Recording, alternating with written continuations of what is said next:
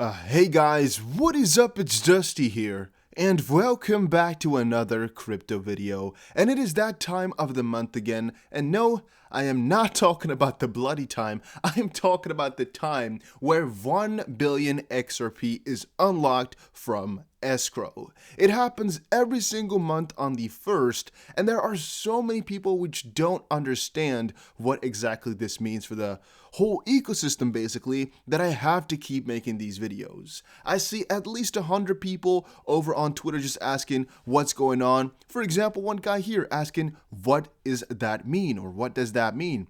It doesn't mean they're gonna dump you. It doesn't mean anything along those lines, guys. Trust me.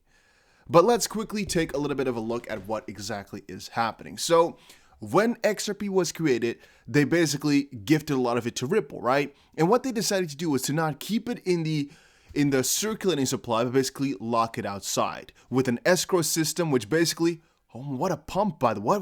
Whoa, we got some crazy pumps. Damn, that's also pretty nice. We'll talk about that in just a second.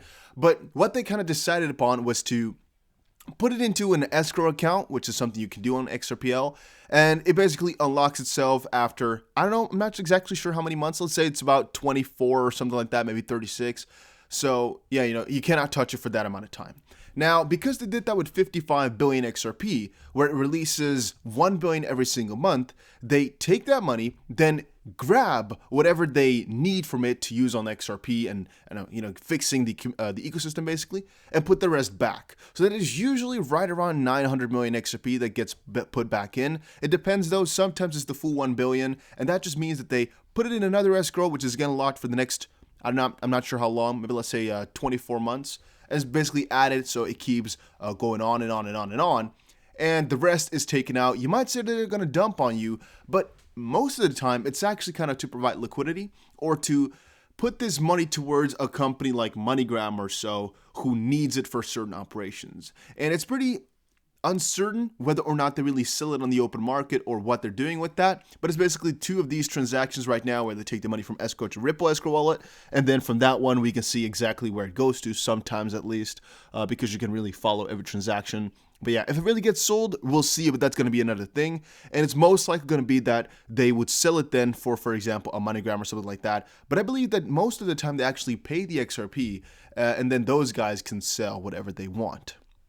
But yeah, it left a lot of people wondering what's going on, because right now that money is $415 million. It's a lot, right? And if Ripple were to just keep all of this somewhere, people would go completely bananas. It would go berserk, because that's really crazy, right? And that also brings me to the point of what the SEC thinks about the situation. I actually mostly think that the SEC doesn't like this, right? They don't like that Ripple keeps getting money and they can keep selling it on top of us as investment contracts or something like that, and they're in control of everything like that. So some have also speculated that the SEC will be really heavy on this in their lawsuit, and they'll just really kind of point towards the fact that Ripple has to get rid of this escrow amount. So basically 50 billion XRP just needs to be either voided, like Stellar has done partially, or put into a non-profit or something along those lines. Ripple's already tried a couple of things in that sense, but I don't think they're really far enough just quite yet for what the SEC wants. But we'll see though. It is something you should understand though, that is happening every single month. It's nothing crazy, and if they're dumping, you'll know. But for right now, it really does not mean anything. Right? Also, the price hasn't gone down. We're actually going up. We're pumping like crazy. We're doing really, really good. BNB is one of the most dangerous coins right now. I'm going to quickly say that out loud. And ADA, well, obviously, it's not getting as much as the other coins. It was actually, for almost all the day, it was actually down quite significantly. But right now, it's still pumping as well. Most likely because if you get a 13% Bitcoin pump in one day, it's not going to be that crazy for Cardano, to also pump 5% or so. But if Bitcoin was down today, Cardano would have definitely had a worse day, like it had earlier throughout the day. Usually that is the way, because right now Cardano, the first, has the upgrade, right? And people are always like, oh yeah, that's so good, that's so nice. But yeah, I mean, there's nothing really happening. It's just an upgrade, but it's mostly in the back end. But people will notice that afterwards. Can Cardano pump now though that this has happened? I'm going to say yes. Kind of the bets were off, right? I told you guys, if we dump, we'll most likely dump quite significantly. If we pump, Cardano can also kind of get the move. And since we're pumping right now, I don't really see there's any big reason as to why the price should dump like crazy, mostly on the idea once more that, well, we've already passed the barrier basically. It's already the first and we're not at the ground. So why would people sell it now? It's not in anticipation of the dump from others. So yeah, why would they do it? The only reason they could sell right now is because of the overvalued thoughts. But that's again the same thing for any other altcoin. So that's nothing specific to the upgrade anymore on March 1st. Now they've also actually upgraded their own side of things. IOG deployed the first version of the dataless wallet that supports the Mary features on Cardano's public testnet. The release will feature a new user interface for sending and receiving native assets on Cardano, and I've actually never used it before, but I'm thinking of using it now because it's also upgraded, and I hear a lot of people saying nice things about it. To me, I never use these types of wallets because I'm always just busy with my ledgers, and I don't really care about them, because why would I, right? But maybe after a little while, I'm going to have to get into them also so I can explain them better. So I might just have to, kind of use them for a little bit purely so I can explain to people what the pros and cons are for them. Because right now, I wouldn't even be able to tell you exactly why somebody would use them. I'm not quite sure, all right? There's most likely quite a lot of benefits, and if ADA is really your thing, you most likely know. But I'm not too familiar with all these wallets, honestly. I just buy coins and I store them in my hardware wallet. If the hardware wallet didn't accept it, different story. I would definitely look it up. But for right now, I got my own things, so why would I care? That's, again, my thoughts on these matters. But maybe I'm completely stupid, right? It could also be that I've not been in Cardano properly enough to understand the deeper thoughts of dataless and why you need it. But I'm just not too familiar with it, I guess. That's basically that. Ethereum gas fees are ridiculously high still. Will Cardano replace Ethereum?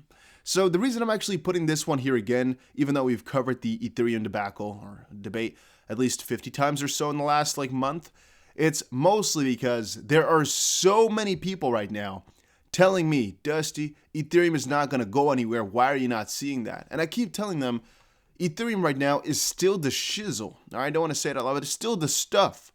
And I didn't buy too much at the bottom right now, my bad, but that's usually also because I already have so much in crypto, and you always got to keep some money safe, right? And keep it in alternative investments, also for the tax man. But yeah, the reason I didn't buy too much at the bottom right now is mostly because I already have some. But from the perspective of will it continue on, I surely believe so. I still think $2,000 is still a very small part of the road, and I'm hoping we're going to see another dip a little bit further. I hope, right, that we're going to see one more dip. I kind of think so, and I'm hoping one a little bit more significant than the previous ones, and then bounce back upwards.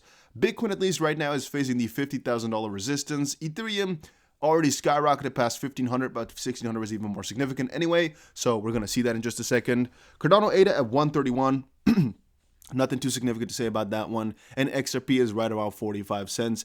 Didn't actually drop to any of the levels that we wanted to buy in at, so that is pretty good. A lot of people also said that DOT was the one who started this bigger run. I'm thinking that DOT, BNB, Cardano, they're all competitors with Ethereum. And the reason they're at the top here is mostly because Ethereum has some flaws. But that also shows how many people are interested in it, right?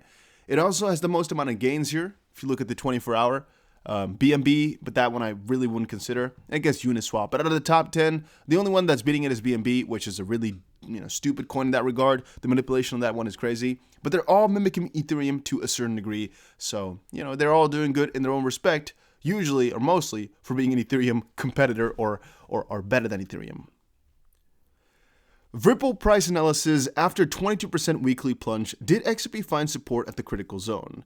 Guys, I am not telling anybody that we can't go down further because we can. I'm just telling people that every single time we go down and you don't buy, or you're not really thinking about buying, or you're thinking we're really done with the bull run, you got to reconsider, right? Coinbase doing IPO, ton of companies getting into the space right as we speak. I had an article open somewhere, saw one of the funds also open for $250 million into Cardano and Polkadot. If you think this is over, if you think we're going to go down like crazy from here and everything is gone and crypto is really a bubble, I don't think you're really in the right, on the right channel here, all right? I don't think this is the channel for you because I am extremely bullish on crypto and I don't think anybody can really change my mind. If we go down, it's a temporary thing, which might be annoying because you might, not want to spend any money for the next couple of years, but I wasn't really planning on cashing out crypto all the way anyway. What am I going to do with fiat? I need to change it back to crypto anyway. And maybe that's also my thoughts about it because I'm really, really, really bullish on crypto. It's like, I know it's the future, so why would I need fiat? Yeah, I'm only having fiat mostly for the tax man and because I'm not using the cards just quite yet, so paying for everything is a little bit annoying. But crypto is really my main thing right now. All right, even though it's very annoying to pay in crypto. But yeah, guys, that was it for today's video. Hopefully you all enjoyed it. Hopefully you learned something new. Comment down below if you are still holding, or if you bought more at the dip. And I'll see you guys again in another one. Make sure you subscribe to the channel, because why not? And press the like button if you want to help out with the YouTube algorithm.